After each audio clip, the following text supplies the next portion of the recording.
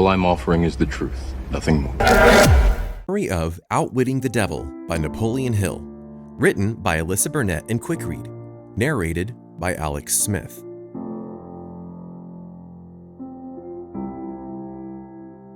Introduction. What do you consider to be timeless? Maybe it's something tangible, like the classic taste of Coca-Cola or the vintage beauty of black and white photographs, which we still consider to be classy. But the power of the written word is perhaps one of the most timeless things of all. An idea can live forever once we write it down. It can transcend time and culture to change the lives of generation after generation. And that's exactly the case with the ideology of Napoleon Hill. Although his self-help book, Outwitting the Devil, was written in 1938, it wasn't published until 2011. That's because some of Hill's ideas made folks in his Great Depression-era community a little uncomfortable, and because they thought censorship was a good idea. However, in the interest of promoting free speech and the free circulation of ideas, Hill's thoughts have now come to light in the modern day, and we're free to read and learn from them, to decide for ourselves whether or not we agree. And because the advice contained in this summary centers around the power of positive thinking and the importance of surrounding yourself with good influences, most contemporary readers will enjoy what Hill has to say.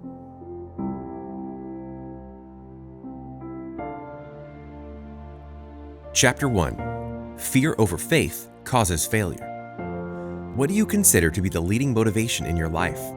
Are you inspired to push boundaries and discover what you can accomplish? Or are you often gripped by fear, afraid to venture out because of the potential risks? If the latter describes you, you're not alone.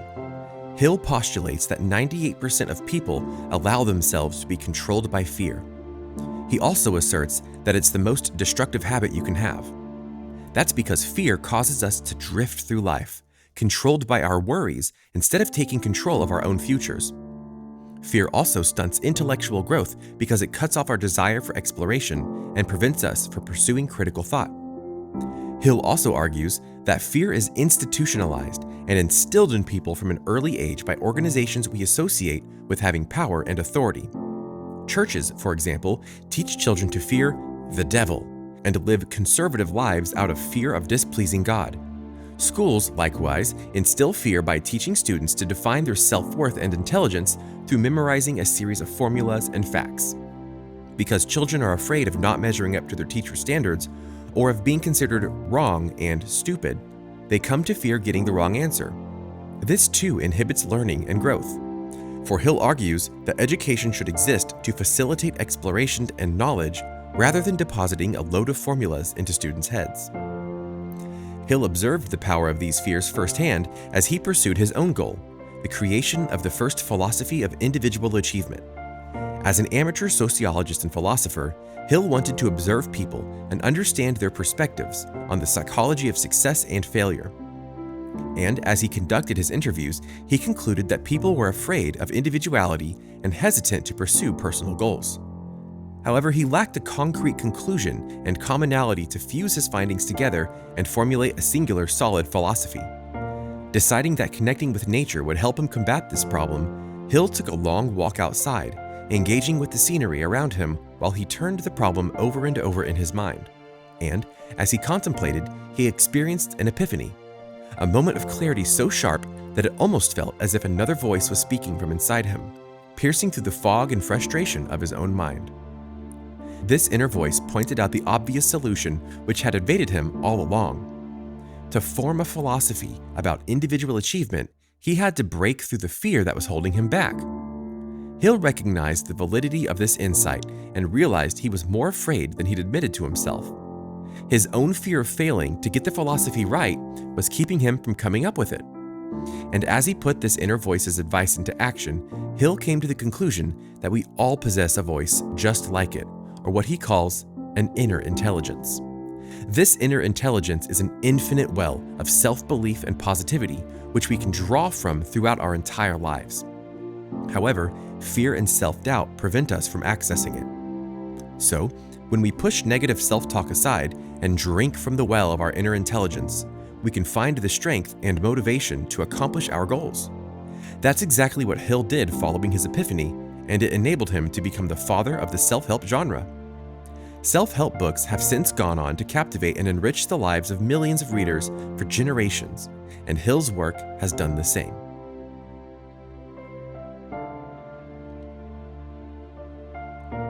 Chapter 2. Get what you want out of life. What do you want from your life? Do you want to be successful? Happy? Famous? Most of us have aspirations very similar to these, and the problem is, they're all very generic.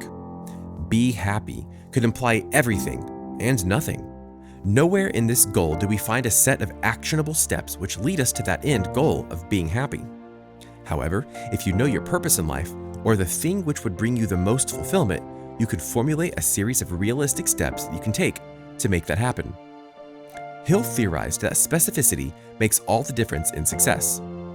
Because he had a highly specific goal in mind, to invent a new school of thought and write a book outlining his findings, he was able to clearly identify the steps he needed to take to accomplish it. So, if you want to get the most out of your life, Hill asserts that the first step is identifying a life goal. He believes that everyone has a purpose for their life. It's simply a matter of finding it on your own. The qualifier "on your own" is especially crucial to Hill, for he argues that the church can't help you find your purpose, and neither can your school or your family and friends. It's vital that you identify your purpose on your own so that it can be uniquely yours. That ability to choose for ourselves, or as Hill terms it, to be self-determining, is one of humanity's greatest gifts. And because we have the privilege to make our own decisions, Hill advocates that we should never waste it, even when it comes to the most minute elements. We get to choose whether to fill our minds with positive or negative thoughts. We choose what to think about. We choose the people we allow to influence us. So, if we have that unlimited freedom of choice, why would we ever waste it on toxic decisions?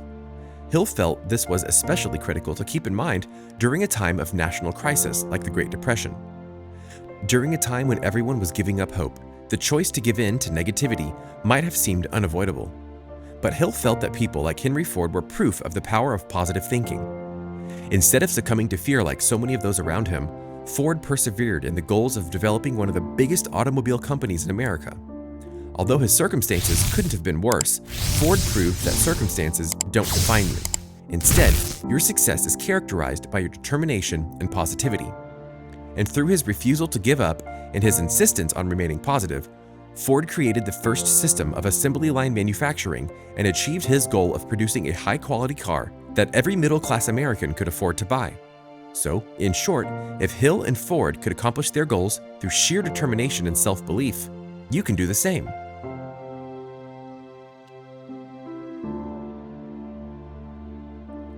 Chapter 3. You are what you do. We've all heard the saying, "You are what you eat," but what about the choices you make? What about the people with whom we surround ourselves? We often fail to calculate the full impact of our choices, and yet every choice we make, every time we privilege one decision over something else, we're writing both our future and our present.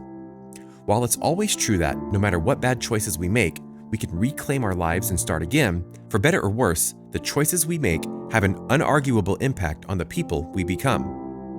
That's especially true when our choices become habits.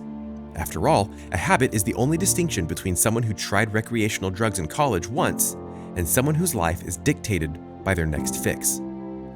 Hill calls the formulation of toxic habits hypnotic rhythm, or a fixed engagement with behaviors that we do over and over again. And because toxic habits can have fatal consequences for our success, Hill implores his readers to make their choices with care, even in the areas we might think are no big deal. For example, eating a Whopper meal isn't going to kill us or make us a bad person. But eating a Whopper meal 3 times a day will destroy our health and make us so sluggish we can't accomplish our goals no matter how much we want to. Likewise, the people with whom we surround ourselves have an equally significant impact. We may not think about our friends' influence on our lives, but just take a look at the people with whom you spend most of your time and think about how your life has changed as a result. Do you have healthier habits now because one of your friends encouraged you to improve in some way? Did you read a good book because a friend recommended it? Or do you find yourself being dragged down by the toxic attitudes and habits of your friends?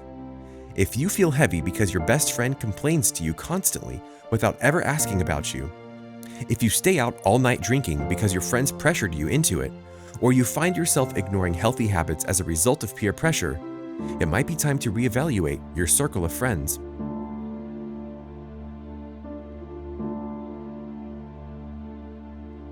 Chapter 4.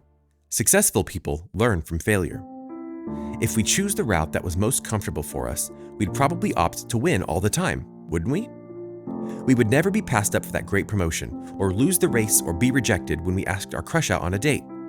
That's because failure is never fun, and no one ever says, "Ooh, I'd rather lose." But if each of us got our own way all the time, we wouldn't learn very much or find many opportunities to grow. Because although it isn't pleasant, we need failure. We need the lessons it teaches us, and Hill suggests that the most successful people are the ones who realize that. By opening ourselves up to failure and learning to handle rejection well, we embrace the opportunity to learn from our mistakes and grow into our most successful selves. After all, that's what Thomas Edison did. Today celebrated as the brilliant inventor of the light bulb, the phonograph, and a wide array of other inventions that revolutionized the future of technology, Edison went through dozens of failures before he ever generated a successful prototype for any of his inventions. So, if he failed so many times, why do you think he's so clever? Hill suggests that it's because he had a great idea he never gave up on. There might have been a smarter inventor out there who could have done it just as well, but maybe that person gave up. However, because Edison persisted in the face of innumerable setbacks, he is universally admired, and, according to Hill's philosophy, the same can be true for each of us. He discovered this firsthand in 1937 when he published his book titled Think and Grow Rich, inviting readers to peer into a bright future beyond the Great Depression. Hill's text inspired readers to embrace the power of positive thinking and work to make their success a reality. And, much like the truths contained in Outwitting the Devil, the advice of this book holds true today. In fact, to this day, Think and Grow Rich remains on the list of the top 10 self-help books of all time. So, as you consider Hill's success, don't forget to consider what you too could accomplish if you used your failures as launch pads for new opportunities. Hill also advocates remembering that any failure you might experience could be the seed that grows into your success. Although it might seem like a tragedy at the time, you have no idea what could blossom from that temporary failure. That's what Julie Crone learned in 1987. After repeated rejection and the constant assertion that she could never be a professional jockey because no horse owners would want a female jockey, Crone became the first woman in American history to win a riding title at a major racetrack. And it's all because of her motto, keep showing up. Because despite overwhelming rejection, Crone kept showing up to the track every day for years until finally, the horse owners let her ride. Following that initial victory, she did go on to become a professional jockey and was even inducted into the National Racing Hall of Fame, along with being listed as one of USA Today's toughest athletes in history. It all goes to show what can be accomplished if you hold on to your dream and refuse to be told that it can't be done.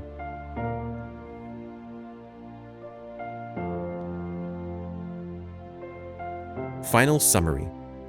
We all have fears. Whether they're introduced by our own self-doubt or the teachings of others, each of us has our own devil to outwit, but we don't have to let that devil win. No matter what desolate circumstances characterize our situation, no matter what struggles we face, we are gifted with the ability to be self-determining, and we can choose the thoughts and habits we allow to control our lives.